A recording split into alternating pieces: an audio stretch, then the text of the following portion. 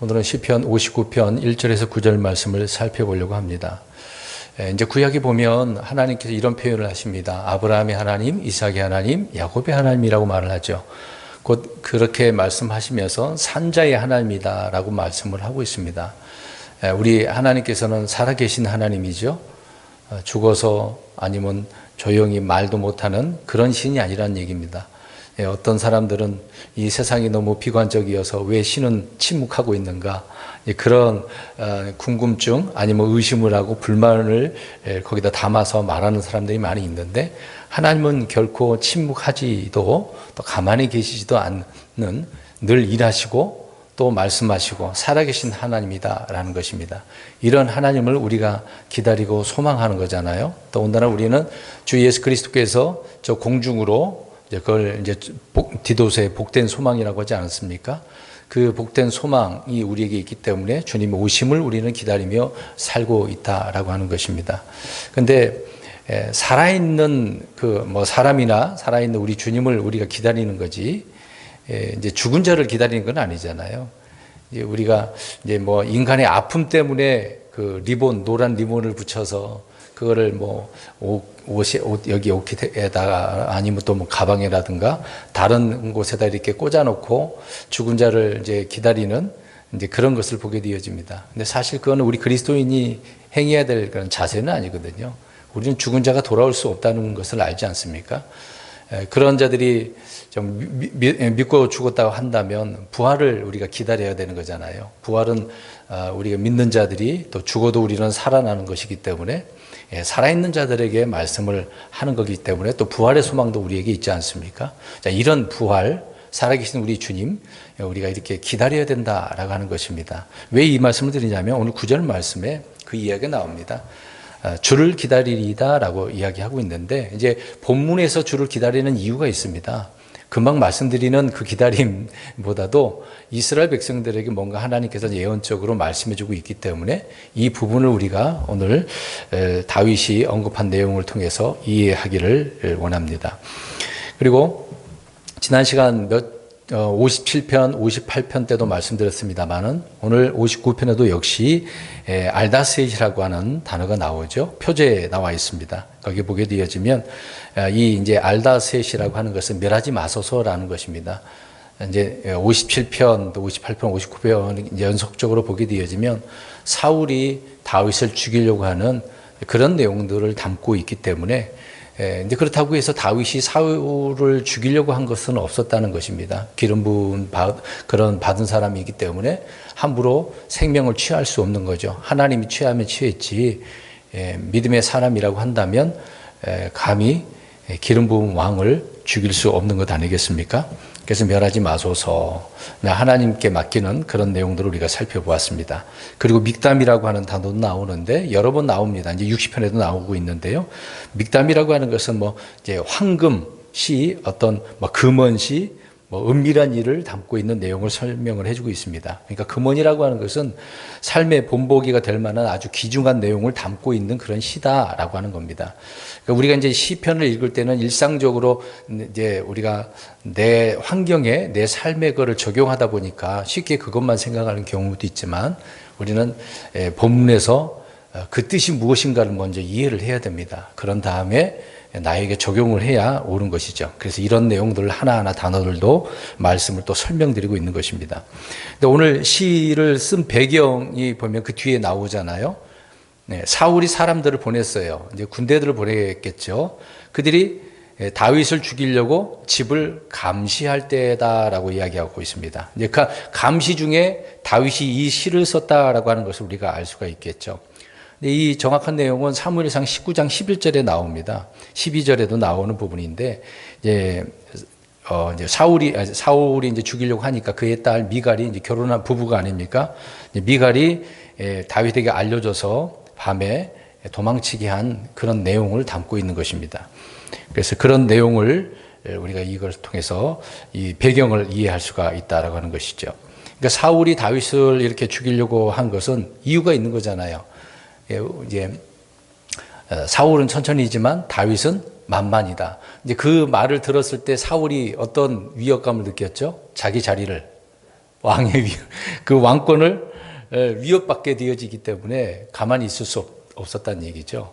예, 어떻게 보면 사울에게는 엄청난 시기심이, 질투심이 발동했다라는 것을 알 수가 있습니다.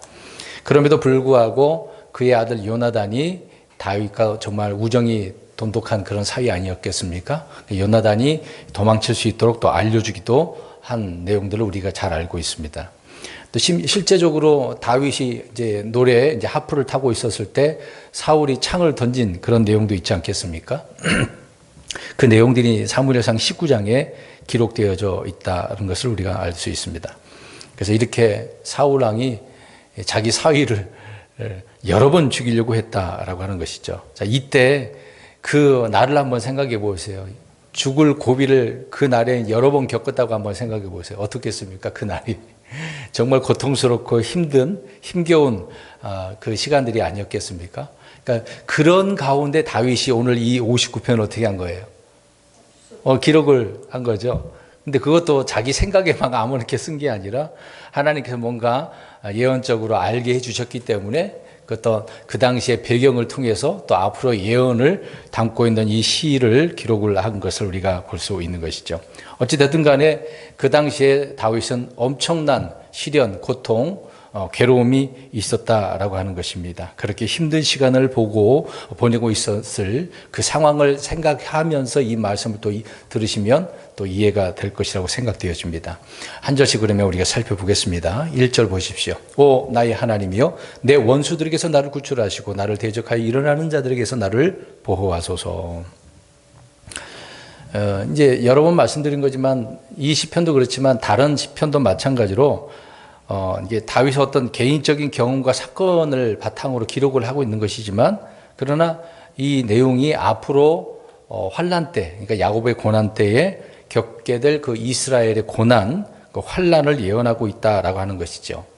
말씀드린 부분이지만 사울이 이스라엘의 왕이었습니다만은 사울은 적그리스도의 모형을 하고 있다라고 하는 것을 여러 번 말씀드렸고 오늘 이제 다윗을 이스라엘로 표현한다라고 한다면 이제 그 이스라엘이 환난 때에 이렇게 적그리스도의 핍박을 받아서 도망치는 그런 이스라엘의 그 모습을 보여주고 있다라는 것을 알 수가 있습니다. 그런 내용을 우리가 이렇게 교훈적으로도 또 교리적으로도 이해하고 있어야 되겠죠. 근데 사실 말씀드린 것처럼 다윗이 사울과 싸우려고 한 적이 있습니까?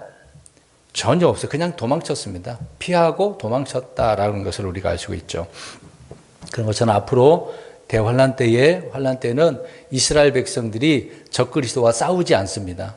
왜 그러냐면 싸우게 되어지면 이겨요, 져요. 100% 진단 말입니다. 그래서 환란 때에는 무조건 유대인들은 도망쳐야 돼요. 산으로 도망치라는 말씀이 있잖아요. 그들은 도망쳐야 돼요. 어디로 숨든 간에.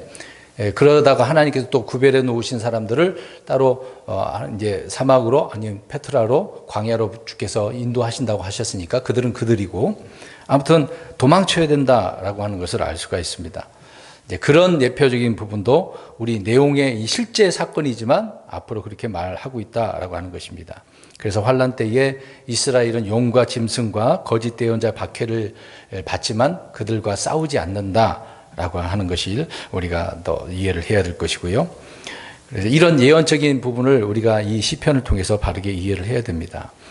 그리고 이제 원수들이 나옵니다. 이제 1절에 이제 하나님께 뭔가 말씀을 이제 기도를 하고 있는데 원수들에게서라고 나오고 있어요. 그러면 그 당시에 원수들은 누가 되겠습니까?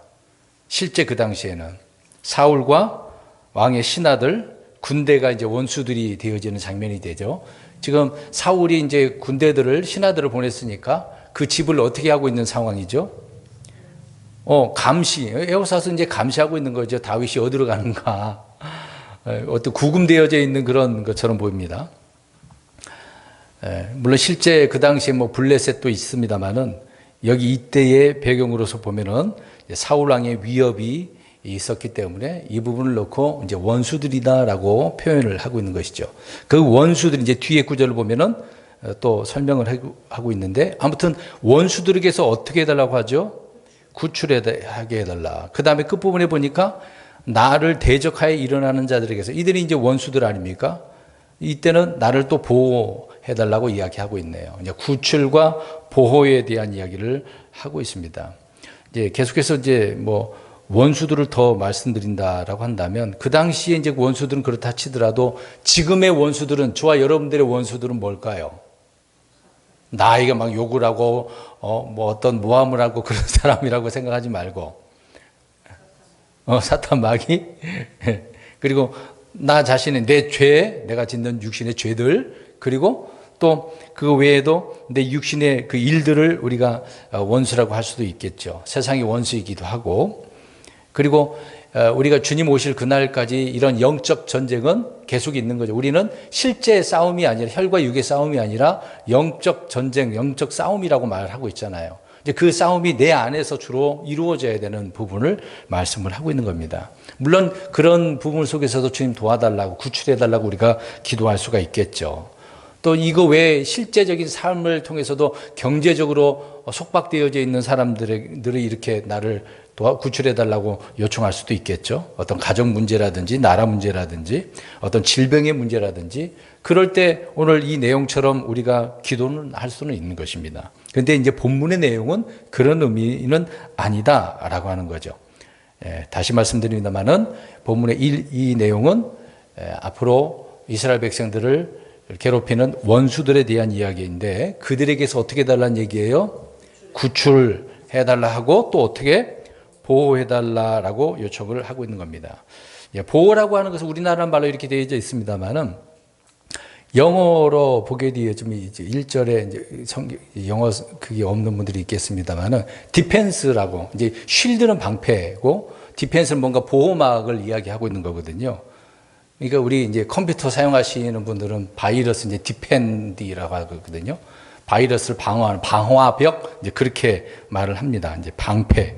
그러니까 하나님께서 아브라함에게 나는 너의 방패다라고, 보호다, 쉴드다, 이렇게 디펜스다라고 이야기합니다. 그러니까 하나님은 그런 하나님이라는 거죠. 그러니까 그러면 보세요. 하나님이 나의 보호자가 되시면은 안전해요? 안전하지 않아요? 정말 안전하잖아요. 그 누가, 하나님을 이길 자가 누가 있겠습니까? 아무도 없잖아요. 여러분, 이제 하나의 예로 뭐 이제 해군 함대의 이름을 이지스 함대라고 하는, 들어보셨죠? 이지스. 이지스가 신의 방패라는 뜻이거든요. 신의 방패. 그러면 이지스 그 함대가 파괴될 수 있습니까? 없습니까? 아무리 방패 역할을 한다 하더라도 그 깨질 수가 있겠죠. 보호가 안 되는 거죠, 사실상. 표적을 제대로 한번 받게 되어지면 바다에 가라앉을 수도 있는 것 아니겠습니까? 그런 세상의 신의 방패는 불완전하죠. 근데 우리 하나님께서는 실제 우리의 방패, 이렇게 보호자가 되시기 때문에 안전하다. 그러면 이스라엘이 앞으로 환란 때도 생각해 보세요. 비록 적그리스도와 거짓 대언자와 또 한 놈이 또 누가 있죠? 짐승이 있지 않습니까? 적그리스도, 거짓 대언자. 이게 아무리 이스라엘 백성들을 공격한다 하더라도 하나님이 그 당시에 그들을 보호해 준다. 물론 도망 다니긴 합니다만은 결국은 하나님께서는 오셔서 그들을 보호해 준다라고 하는 그런 내용을 지금 담고 있는 내용이거든요.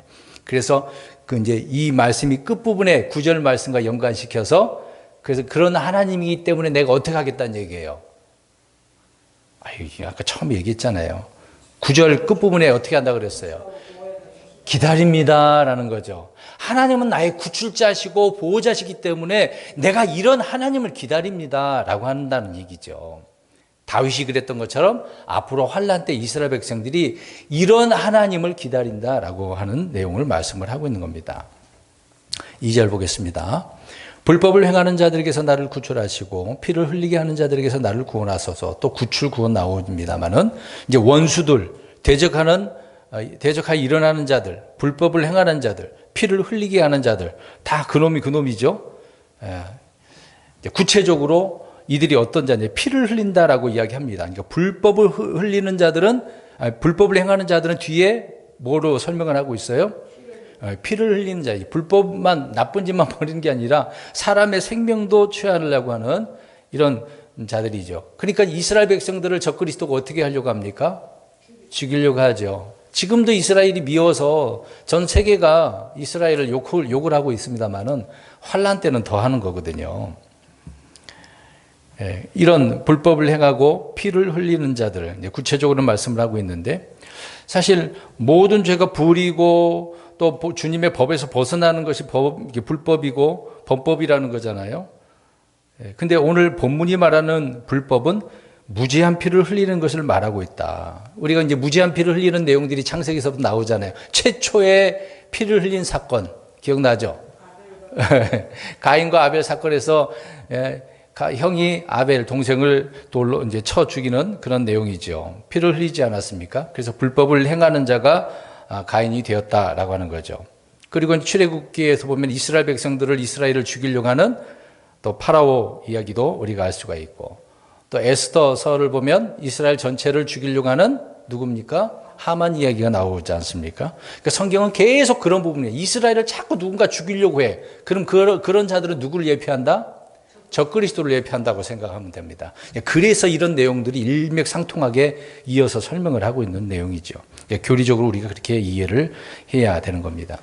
그래서 창세기 3장서부터 뱀이 여자의 씨를 죽이기 위해서 이제 이스라엘을 죽이기 위해서 계속 이렇게 불법자로서 일을 하고 있는 것처럼 사악한 자들이 계속해서 일어난다는 것을 알 수가 있습니다. 그런 내용들을 2절을 통해서 우리가 알 수 있는데, 이런 자들에게서 어떻게 해달라? 구출과 구원을 이야기합니다. 앞으로 환란 때 그렇게 또 이스라엘 백성들이 하나님 앞에 요청하겠죠. 3절입니다. 벗어서 그들이 내 혼을 잡으려고 숨어서 기다리며 강력한 자들이 나를 대적하려고 모였으나 오 주여 그것은 내 범법 때문도 아니요 내 죄 때문도 아니니이다. 자, 그들이 이제 원수들, 불법을 행하는 피를 흘리는 자들, 이들이 지금 어떻게 하려고 합니까? 다윗을, 이스라엘 백성들을 잡으려고, 이 말은 죽이려고 한다는 얘기잖아요. 근데 죽이려고 그냥 짠하고 나타난 게 아니라 어떻게 하고 있습니까? 숨어서 기다린대요. 숨어서 몰래. 아주 교미하고 나쁜 놈들이 이러는 거잖아요. 그들이 정말 정당하고 당당하다고 한다면 어떻게 숨어서 기다립니까? 늘 이렇게 사악한 자들은 숨어서 기다리는 자들이라는 것을 알 수 있습니다. 근데 이들을 어떻게 표현하고 있습니까? 숨어서 기다리는데 이들을 어떻게 이야기하고 있어요? 강력한 자들이라고 이야기하고 있네요. 참 희한합니다. 그러면 이제 다윗 그 당시에 강력한 자들은 누구예요? 앞에서 이야기했던 것처럼 사울 왕이 보낸 신하들이 되겠죠. 군대 애들이 되겠습니다. 이런 자들은 이제 강력한 자들이라고 표현하고 있는데, 앞으로 환란 때는 적그리스도와 또 이스라엘 백성들을 미워하는 유엔을 생각하면 연합 민족들을 이야기하고 있지 않습니까? 유엔이 좋은 유엔은 아니에요.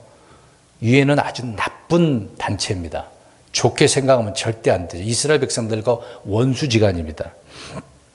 그래서 이들이 강력한 자들이 다윗을 앞으로 이스라엘을 대적하려고 모인다라고 말을 하고 있습니다.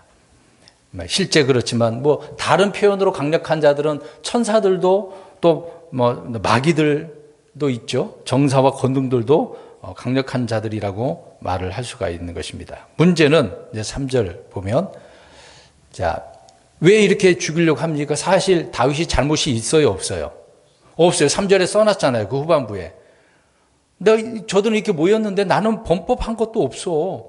내가 죄 지어서 그런 문제도 아니야. 그러면 잘못도 안 했어. 다윗은 늘 어떤 상태입니까? 의로운 거잖아요. 의 때문에. 아벨이 왜 형한테 죽임을 당했습니까? 의로워서 그런 거거든요. 그 의로운 자는 항상 사악한 자들에게, 불법을 행하는 자에게, 피를 흘리는 자들에게 이런 핍박을 받는다는 것을 알 수가 있습니다.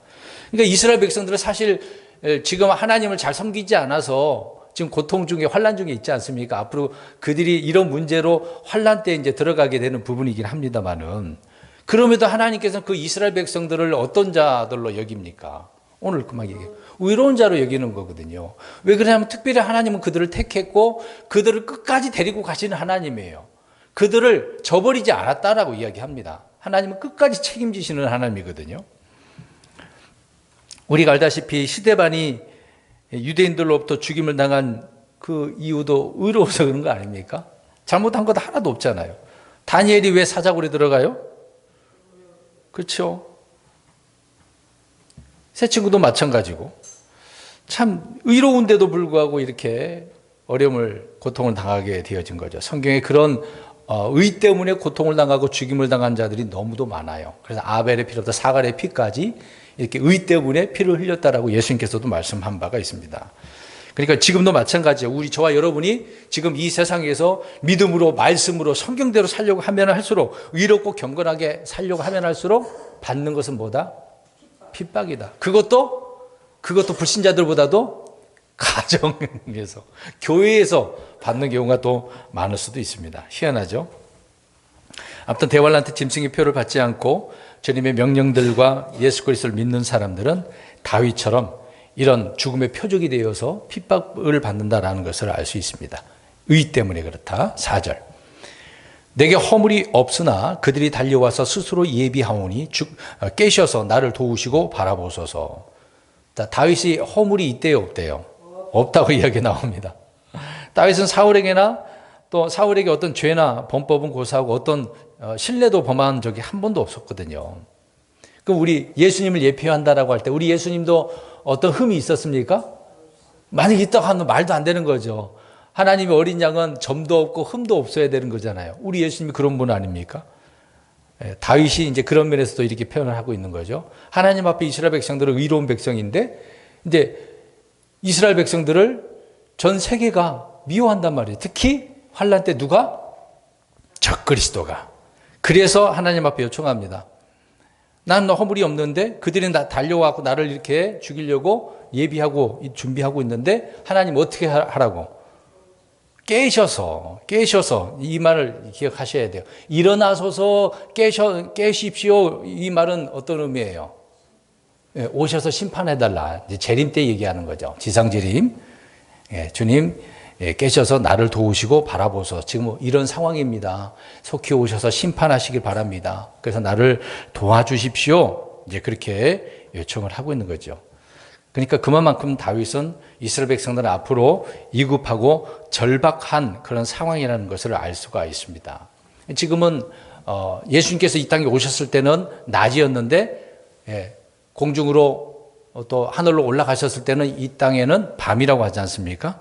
그러니까 지금 이 밤 시대 때 저와 여러분들을 데리고 올 때는 공중으로 우리가 휴거될 때 부활할 때는 그때 주님께서 이제 새벽별이라고 표현하잖아요. 우리 공중재림이라고 표현하고 있는데 그 주의 오심 그때를 생각해 보고 또 말라기서에서는 의의 해가 나오지 않습니까? 그거는 지상재림을 이야기하고 있는 거죠. 자, 그런 표현을 우리가 또 이해를 할 수 있어야 될 것입니다. 4절은 이제 그런 의미로 이해하시면 될 것 같습니다. 5절. 그러므로 오 주 군대들의 하나님 곧 이스라엘의 하나님이여 주께서는 모든 이교도들을 징벌하시기 위해 깨소서 어떤 사악한 범법자들에게도 긍휼을 베풀지 마옵소서 셀라. 희한한 말씀이 끝부분에 나와 있네요. 아무튼 주께서 이제 깨셔가지고 재림하셔서 이교도들을 어떻게 해달라고요? 징벌, 이제 심판해달라는 얘기잖아요. 그런 의미로 말을 하고 있습니다. 근데 이건 이제 앞으로의 일을 지금 설명을 하고 있는 건데, 그래서 깨소서라고 이야기하고 있는 것입니다. 그러니까 재림 때 이야기죠. 근데 이 어떤 사악한 범법자들에게도 이들을 다 앞으로 원수들인데, 이런 자들을 어떻게 하지 말아달라? 긍휼을. 근데 우리 여기 보세요. 하나님은 긍휼이 많아요? 적어요? 많죠. 풍성하시죠. 지금은 우리가 늘 기도하지만 아침마다 새로운 긍휼을 달라고든 매일 그렇게 기도하거든요. 하나님은 그렇게 풍성한 긍휼이 있기 때문에 그래요. 지금은 우리가 하나님 앞에 용서를 구하면 긍휼을 베풀어 달라고 한다면 하나님께 긍휼을 베풀어 주셔요. 그런데 심판 때는 안 돼요. 그때는 그때는 긍휼이 없어요. 용서가 없어요. 사랑이라고 하는 것을 볼 수가 없어요. 계시록 1장에 보면 예수님의 그 외형을 설명을 하고 있는데 주님 이제 왕자 앉아 계신 예수 그리스도의 그 눈빛은 어떤 불꽃 같은 눈이라고 그러잖아요. 그리고 그 신발 같은 경우에는 이제 노수로 되어져 있다. 노수는 심판을 상징하니까 얼마나 무서운 주님이 되겠습니까? 그래서 징벌의 대상자가 누구라고요? 5절. 이교도들 사악한 범법자들, 이교도들이라고 생각하면 돼요. 이제 지금을 표현한다면 이제 불신자들이 되겠죠. 이들을 심판해 달라고. 자, 이 구절을 우리 좀 한번 읽어보겠습니다. 요엘서 3장 12, 13절을 한번 읽어보겠습니다. 이교도들의 이제 정체를 설명을 하고 있는데 이들을 주님께서 심판하시는 내용을 이야기하고 있는 거죠. 요엘서 3장 12, 13절 요엘서를 보겠습니다. 요엘, 호세아당, 호열, 요엘서 3장 12, 13절 요엘서 3장 12, 13절 3장 12, 13절 읽겠습니다. 시작. 이교도들은 깨어서 여호사밧 골짜기로 올라올지어다. 내가 거기에 앉아서 사방의 모든 이교도들을 심판하리라. 너희는 낯을 대라. 수확할 것이 이곳도다. 너희는 와서 밟으라. 포도즙 들이 가득 차고 포도즙 독들이 흘러 넘치나니 이는 그들의 사악함이 거기 때문이다. 이교도들 이들의 사악함이 거기 때문에 와 너희들 몰려와. 이제 한꺼번에 주님께서 심판하려고 하는 내용들이 되겠죠. 그래서 여호사밧 골짜기에서 이제 실제 그 당시에도 그랬습니다만은 앞으로 예언적인 부분에서도 이들이 이곳에 모이거든요.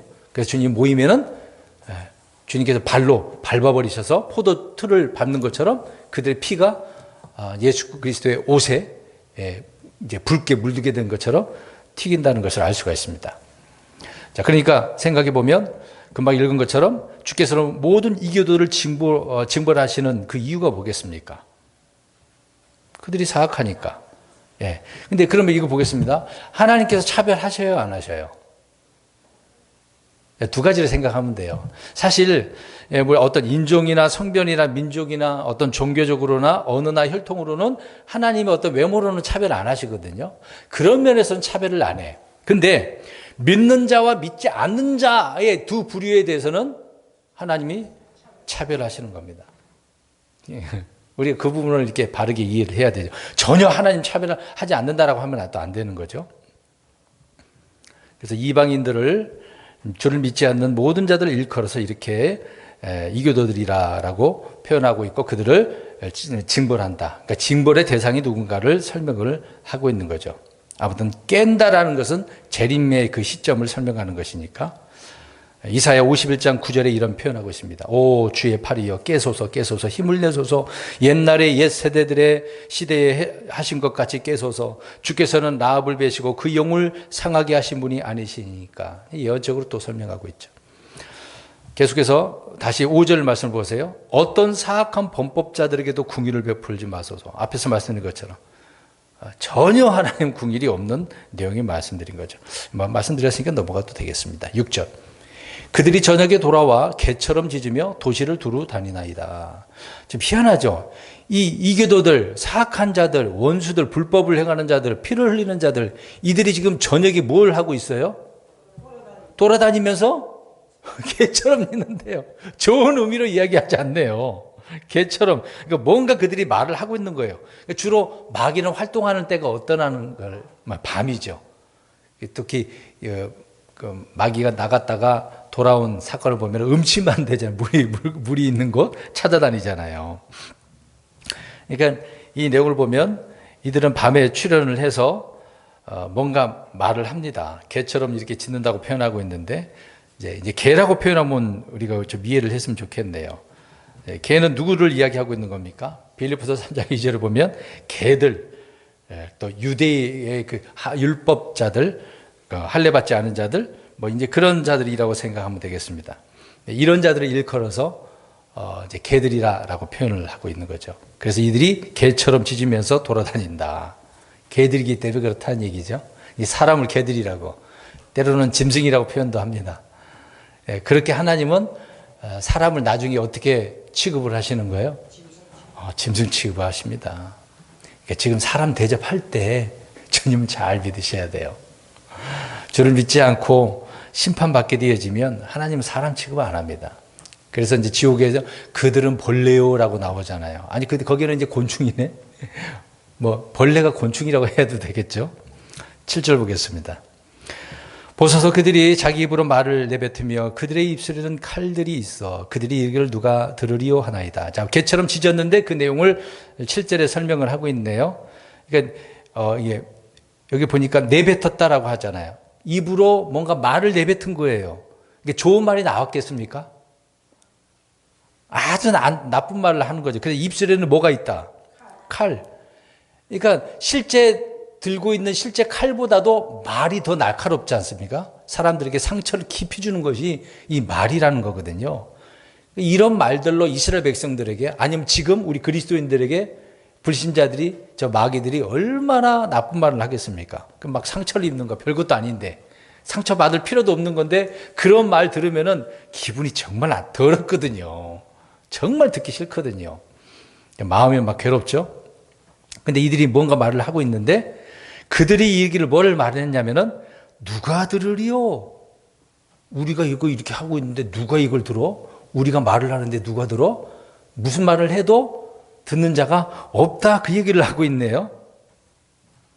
희한한 말을 합니다. 그러니까 사악한 자들은 그들이 하는 생각이나 그들이 하는 말이나 그들이 하는 행동에 대해서 볼 자가 없다, 듣는 자가 없다 그 얘기합니다. 근데 물론 사람은 못 볼 수가 있겠죠. 못 들을 수가 있겠죠. 근데 모든 것을 다 보고 들으시는 분이 누굽니까? 하나님이잖아요. 근데 그걸 모르는 거예요. 하나님을 믿지 않으니까. 그들에게는 참신이 없으니까 이렇게 말을 하겠죠. 얼마나 악한 말, 거짓말, 또 신송모독하는 말을 하겠습니까? 그런 말을 하면서 듣는 이가 없어. 들을 자가 없어. 근데 우리가 하고 싶은 대로 할 거야. 이제 그렇게 한다는 얘기가 되겠죠. 이들은 하나님을 두려워하지 않기 때문에 그렇다는 것을 알 수 있습니다. 8절 그러나 오 주여 주께서 그들을 비웃으시며 모든 이교도들을 조롱하시리이다. 그러니까 7절에 그들이 이렇게 들은 자가 없다고 하니까 하나님께서 어떻게 하신대요? 비웃으시고 모든 이교도들을 조롱하신대요. 아무리 깝죽대봐 하나님은 가소롭게 여기시는 거죠. 아이고 저놈들 저렇게 어리석구나. 심판이 이제 임박했는데도 불구하고 저렇게 사악하구나. 그러니까 악한 자들은 더 악해요. 사악합니다. 그런 내용의 말씀들을 설명하고 있네요. 그러니까 다윗 그 당시에 이런 원수들이 이렇게 행했다라고 한다면 앞으로 환난 때 얼마나 심각하겠습니까? 저와 여러분들은 하늘로 올라가서 주님과 함께 있겠습니다마는 낙원에 이 땅에는 환난 기간이 7년 동안 되니까요. 그 기간 동안에 이스라엘 백성들 얼마나 힘들겠습니까? 또 이스라엘 백성들뿐만 아니라 살아서 천년왕국에 들어가려면 또 율법도 지켜야 되고 예수 그리스도도 믿어야 되는 일반 다른 민족들도 있을 거 아니에요. 그래서 양민족 있지 않습니까? 그럼 그들이 적그리스도에 의해서 핍박을 얼마나 받겠습니까? 이스라엘만 핍박받는 게 아니라 이 표를 받아야 되잖아요. 이제 적그리스도 이름이 있어야 되고 표가 없으면은 매매가 안 돼요. 먹고 살 수가 없어요. 그러면 굴복해야 되는 상황밖에 없잖아, 살려면은. 근데 적그리스도에게 굴복하면 누구에게 죽어요? 하나님께 죽어요.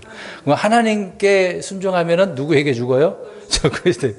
정말 위험한 데죠. 어떻게 해야 될지 모르죠.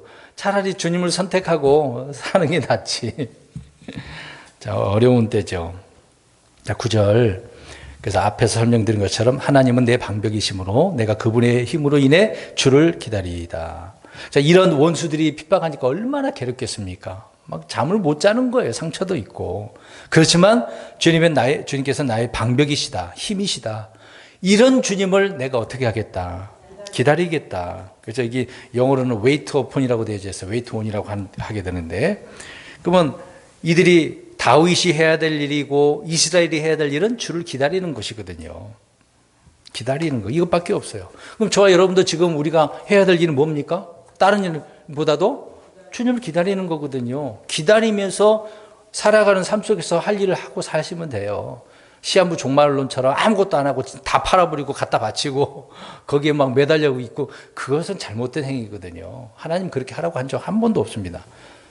나쁜 교파들이 그렇게 만드는 거죠.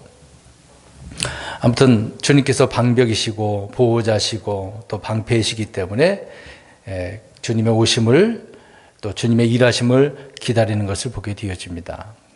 이 부분에 있어서 우리 그리스도인들을 한번 보겠습니다. 말씀드리는 것인데 한번 확인하고 결론을 짓도록 하겠습니다. 데살로니가 후서 3장 5절 두 구절만 보겠습니다. 우리 그리스도인들에게 적용해야 될 말씀인 거죠. 오늘 59편은 이스라엘 백성들에게 적용을 해야 되는 부분이지만 이제 기다린다라고 할 때 우리가 이거를 영적으로 적용한 면에서 데살로니가 후서 3장 5절 보겠습니다. 3장 5절 시작. 주께서 너희 마음을 인도하사 하나님을 사랑하게 하고 또 인내하며 그리스도를 기다리게 하시기를 원하노라. 아멘. 인내하고 기다리게. 주님께 그렇게 맡기고 이제 바울이 떠나지 않습니까? 이제 그 이후로부터 지금도 주님께서 우리를 왕자 우편에서 우리를 위해서 기도하시고 늘 오신다는 말씀을 통해서 서로 위로하라고 하셨기 때문에 그 말씀을 통해서 우리는 인내하며 기다리는 거죠. 그 다음에 마지막 구절 디도서 2장 13절 앞에서 말씀드렸던 내용입니다.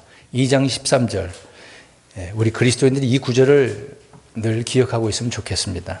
디도서 2장 13절 시작. 저 복된 소망과 위대하신 하나님 곧 우리 구원자 예수 그리스도의 영광스러운 나타나심을 기다리게 하셨느니라. 아멘. 네.